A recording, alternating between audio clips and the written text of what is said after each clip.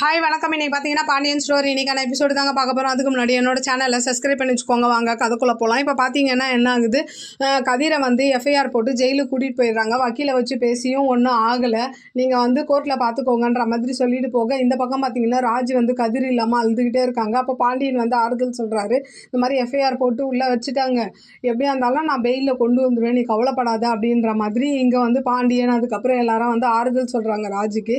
அடுத்த சீன் பார்த்தீங்கன்னா முத்துவேலுக்கும் கதிருக்கும் என்ன மாதிரி உறவு இருக்குது, எதனால இப்படி ஆச்சுன்னு சொல்லிட்டு போலீஸ்காரங்க வந்து சக்திவேல் வீட்டில் வந்து விசாரிக்கிறாங்க.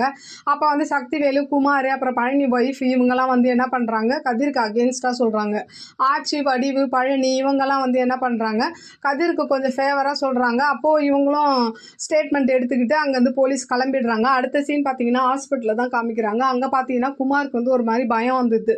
பெரியப்பா வந்து கண்ணு விழிக்கக்கூடாது, ஏன்னா கண்ணு விழிச்சாருன்னா நம்மளை போலீஸ் பிடிச்சிட்டு போயிடும், பெரியப்பா எல்லாம் உண்மையை சொல்லிடுவார், இருந்தாலும் எனக்கு பெரியப்பா மேலே பாசம் தான், ஆனால் நான் தெரியாமல் தானே பண்ணிட்டேன் அப்படின்ற மாதிரி இங்கே புலம்பிகிட்டே இருக்கு. அப்போது டாக்டர் வந்து இவர் முத்துவேலை போய் பார்க்குறாங்க. அங்கே பார்த்தீங்கன்னா அவர் கண்ணு விழிச்சிடுறாரு.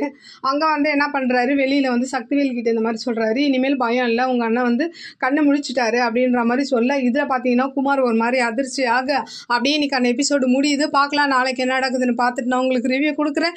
என்னோட சேனல் பிடிச்சிருந்தா லைக் பண்ணுங்கள், ஷேர் பண்ணுங்கள், கமெண்ட் பண்ணுங்கள், என்னோட சேனலை சப்ஸ்கிரைப் பண்ணி சப்போர்ட் பண்ணுங்கள். நன்றி, வணக்கம், பாய்.